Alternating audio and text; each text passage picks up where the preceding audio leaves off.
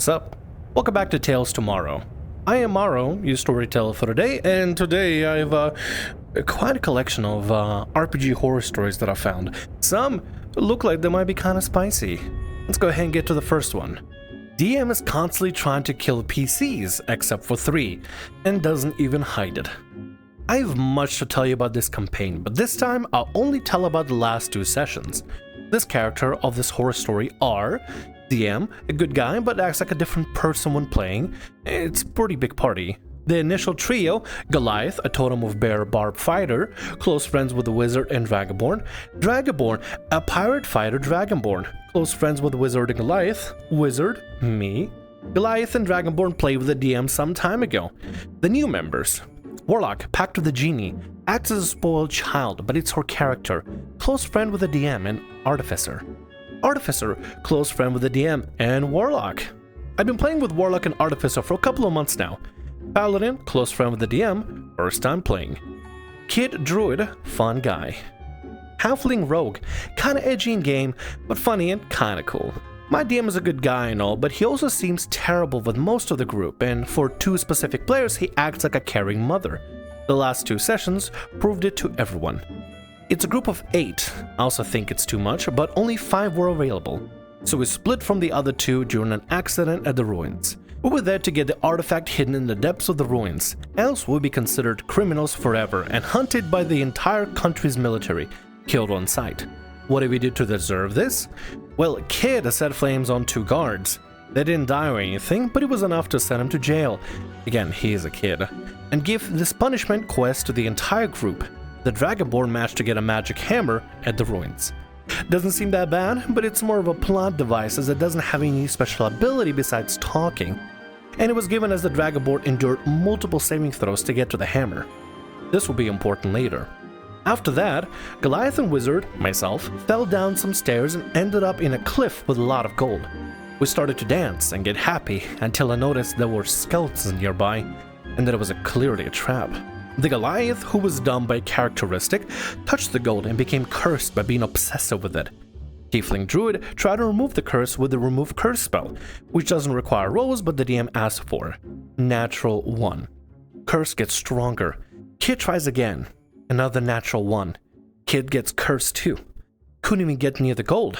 Had to spend a 4th level slot to summon Faithful Hound and search for the chests. And he found a book that reads aloud, turns our gold to rocks. It was an illusion, but DM didn't allow investigation checks for some reason. Cured them, but the worst is yet to come. After some minutes arguing, we finally found the item we were looking for. And a boss. The DM already treats boss fights more like PvP, and this time it was different, but not better. It was a f***ing homebrew boss. I really hope this DM is not the kind of person that goes against the players. I've met some DMs that specifically treat encounters as like DM versus players, right? Instead of making a challenge to try to make something that counters the entire player group in one way or the other and has an upper hand on them. Instead of being like a MMO boss fight, right? It feels more like somebody is player controlling and playing things like Dead by Daylight, where there's the one killer and the party members, and the killer is overpowered and tries to kill the party members as fast as possible. This playstyle is very anti-player and can develop a lot of problems, so I'm hoping the DM knows what they're doing. A giant spectral deer with the ability to summon cursed plants and all. Okay, we could handle it, but 1. Although the DM said, through the hammer, it thinks like a regular animal, it went for the weak ones first and made some very subtle strategic retreats to get out of the Goliath's range. 2. Had a passive ability that made him never roll for initiative. It was the first, Goliath player check later, no monsters had this ability. 3. You will see right now. We were doing fine killing the plants. I was protecting the allies and myself with mirror images. Since the start, the boss all go for me first for some unknown reason. Here is just my thoughts. When the DM realized I was too far to be hit and that I was given crucial support and a 4d8 Faithful Hound every turn, the deer decided to blast a psychic AoE attack. I was over 50 meters away, but everyone except the plants had to do it. Fine, I guess. It was the Goliath's nightmare, as he is our tank and a totem of bear. Not very smart-wise too. I didn't pass the save and it dealt over 100 damage. party is level 8 and never gets rewarded properly for the quests.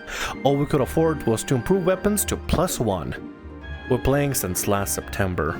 Does your DM abuse you guys? Dude, that could kill somebody. That could kill me. I'll die with hearty damage. What is this? Even if I passed, I would be dead with my 48 HP. I learned from my past mistakes and adopted defensive spells. I even tried counterspelling it, but couldn't. Rogue and I fell. Druid almost falling. I succeeded my saving throws. Rogue gets healed later. We win. We got the item. But a wizard that's our ally in the 3rd or 4th session teleports out of nowhere, grabs the item, says, "I am sorry," and leaves. Guess what? I wasn't able to use suggestion on him, couldn't counterspell his teleport. Keep in mind that I would need to succeed a lot of throws to actually counterspell it. Oh, and guess what? I'm cursed. Need to travel to another dimension and slay a dragon to not die, and somehow save Dragonborn's missing sister in the process. Huh? What is the DM doing? Can't even counterspell, can't suggestion, can't do nothing. It's like you're stuck playing a cutscene. Excuse me, this is Dungeons & Dragons, not cutscenes and crits? Yeah, that's actually kind of clever.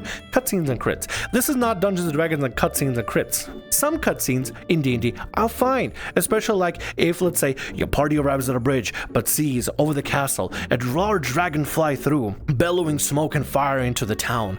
The city is under siege. You know, like as an intro or to describe something. But if you're just stuck, just idly T-posing in place, waiting for the cutscene to finish, that sucks, dude. I'm sorry. We had to drop a quest that would finally reward gold for us because of this.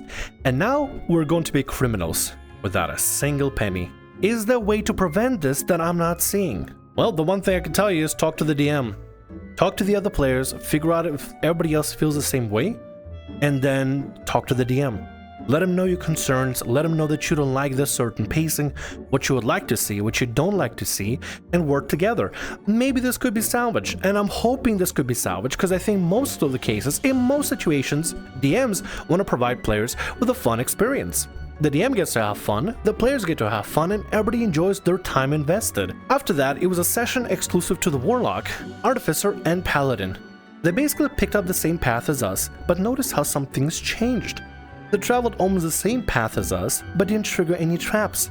We had to search and go step by step to not fall for multiple of them that we couldn't even disarm, as there were magical traps. They somehow found a room full of important lore.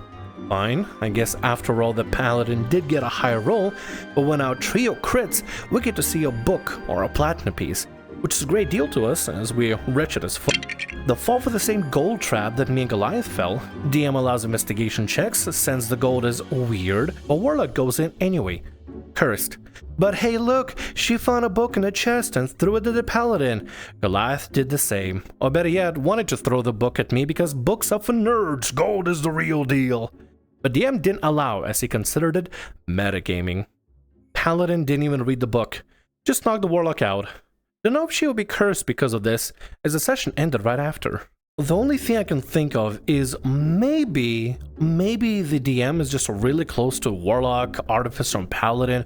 Maybe they're new players or something, or there has to be a reason why they treat them with kid gloves, because that's completely polar opposite of like how you guys got treated versus their group. Either way, my suggestion would be to talk to the DM and figure this out, talk to the other players and try to find out a solution that everybody can be happy with. If there's a solution to be found, it's going to be through communication, not through whatever the DM is doing. A player seeks revenge after the wizard kills their character. As a teal deer, I killed a fellow PC. That character made a PC for revenge. I'm playing a very shy, skittish tiefling wizard, and the problem player that I would just call Mike was originally playing a dwarven fighter. We had ended up in a battle against my character's former mentor. He was an evil wizard who only took her under his wing as a means to have a servant. She had learned magic through sneaking peeks into his spellbook, and one night she had been caught. He had meant to lock her away, leaving her to starve in hopeless secrets she had learned would go with her to the grave. Luckily for her, she had been planning her escape for weeks now, and managed to get her hands on a scroll for Dimension Door without his knowledge. Fast forward several years into the future in-game, and the party had learned that he was aiding the BBEG of the campaign, had stormed into the hideout to question him and stop their evil plans. During the fight, since my character is a support, I was instantly targeted by the crafty wizard. Usually in fights, I support the marshals. Because of this, Mike and I had a good relationship because I could cast haste on him, making him even more of a powerhouse. Our former mentor used Dominate Person on her and I failed the wisdom save. He started using me to buff himself and forced me to attack the party. Due to most of them being melee or tanks, none of them really wanted to attack me and keep trying to restrain me. However, by some curse bestowed upon the dice gods, I rolled high and they rolled low in their attempts to grapple me. Eventually, Mike and the Barbarian whittled down the wizard's HP. He decided on a Hail Mary, if he was going to die, we were going with him. So he commanded my little wizard to use a spell in her arsenal she had only ever used once before. Fireball. Not only casted it at the highest level, level 6, but Mike and the Barbarian failed their saves. Barbarian only lived thanks to his resistance, but Mike, his character died along with the wizard. The DM had asked Mike to start making death saving throws, but Mike had different plans. Can I just willingly fail? Yeah, sure. Are you wanting to play a new character or something? Nah, I just don't think my character could work with OP after she attacked everyone like that. What? Oh, no, this wasn't a betrayal. The wizard cast Dominate Person on her. Yeah, I know, but my character doesn't know that. Your character doesn't know that? Have you not considered that maybe your party wizard is suddenly buffing the enemy, the BBEG, for a specific reason? Can't you do like a, I don't know, a simple Arcana check or an Insight check to be like, oh hey, yeah, our wizard is mind controlled. We should probably try to help them. They're not acting on their own volition because the evil bastard over there is controlling our wizard. I feel some petty bullshit coming along. Let's see. I felt bad at this point. I had never killed a fellow PC before and Mike had a good friendship with my little wizard. I tried to express this by having my wizard drop to her knees and sob upon realizing what she has done. We had a funeral for the fallen fighter before continuing on our task of searching the wizard's hideout. The entire time, Mike hasn't said a word.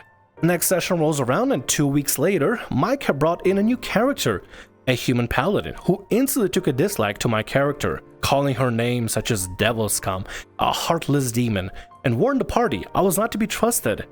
I didn't think anything of it at first. I thought he was playing the holier-than-thou paladin stereotype, and eventually, after seeing my character wasn't a threat, would warm up to her.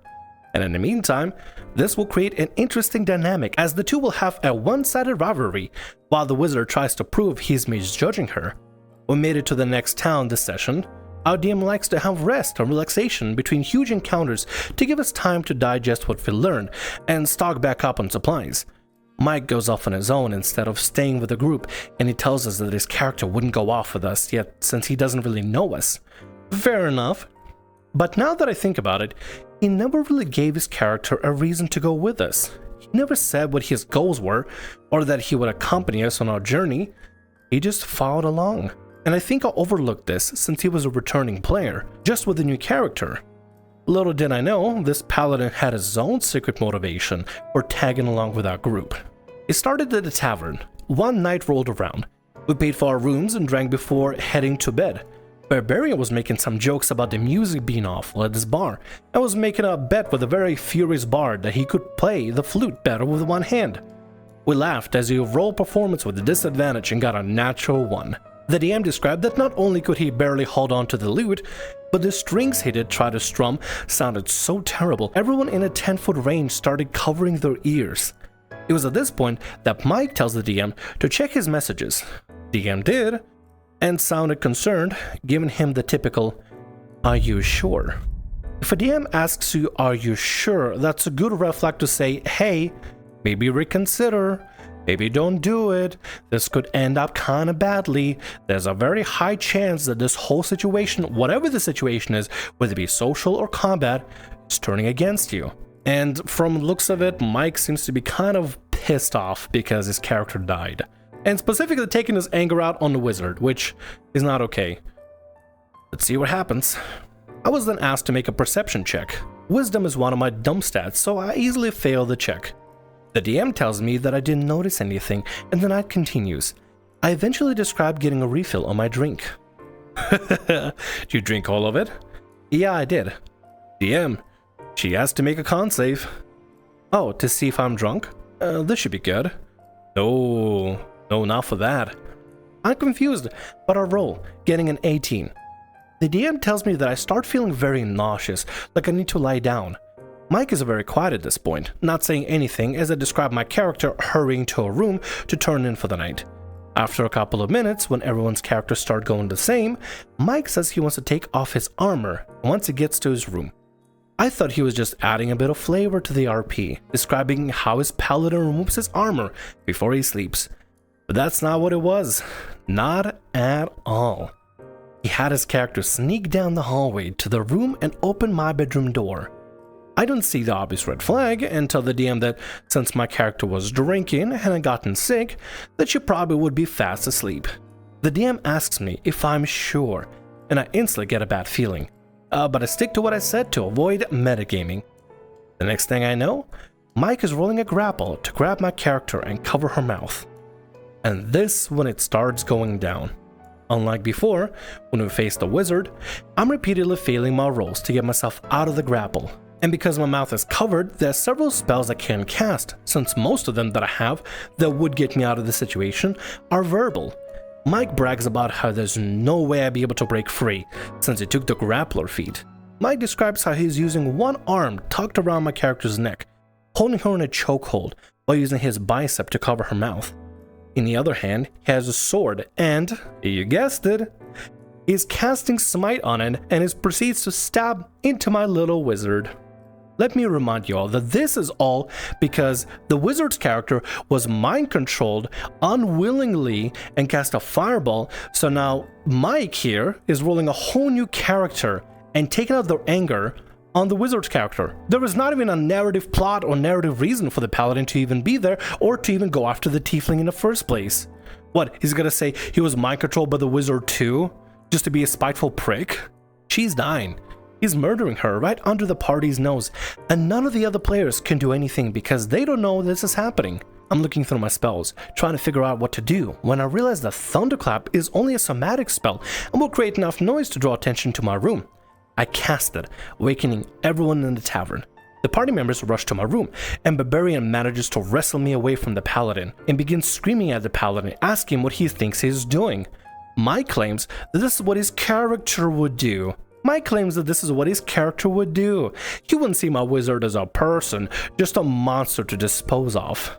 And there goes, this is what my character would do. My character is an edgy, broody, whatever his name is, and he's gonna do things that he would do. If your only reason for not liking a specific species in D&D is because vile monsters and I hate them all, yeah, that's literally just being plain racist. There's no reason.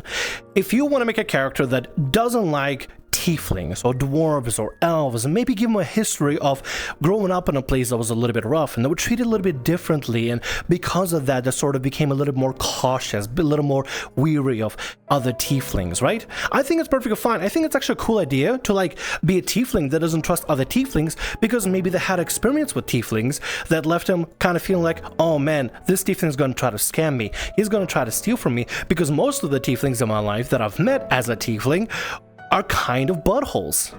But this is just like, oh, this is what my character would do. Your character is a monster because I say so, so I'm gonna just murderize your character in the middle of the night. And let me remind you, this is literally out of spite for what happened in the start of the session when Wizard was not in control. Let's continue. The party goes back and forth in character for a bit, while the bard helps patch up my little wizard. Mike's paladin then turns to her, vowing that he'll rid the world of my kind before stomping back to his room. Barbarian volunteers to sleep in my room with me for protection. As the session continues after the group's long rest, Mike keeps making comments about how his paladin is going to stop trying to kill my wizard and how she got lucky. He only reveals that the reason the wizard had gotten sick before was because he snuck a poison into her drink, and luckily I'd passed the DC. Mike was actually mad about this. The DM had lowered the DC for me since he was trying to poison a fellow party member. As the night continues, most of the party had left the voice chat, including the DM. We're alone. So I eventually tell Mike that I'm a little sad that he made a character that would be so hostile towards mine, but he throws his fighter's death back into my face, saying that he's not doing anything that I already didn't do. Again, Mike, the wizard was fucking mind controlled. Why can't you get it through his thick fucking skull? The wizard didn't do this. The wizard was mind-controlled by the BBEG. The BBEG narratively asked the wizard to cast a fireball at 6th level. You should be mad at the player. If anything, you should be mad is the DM for making that decision, because it was the DM that chose this. The player didn't choose this. The DM chose this. Mike is taking out of frustration on the wizard when they should be having a conversation with the DM. I am so mad. I am actually so mad.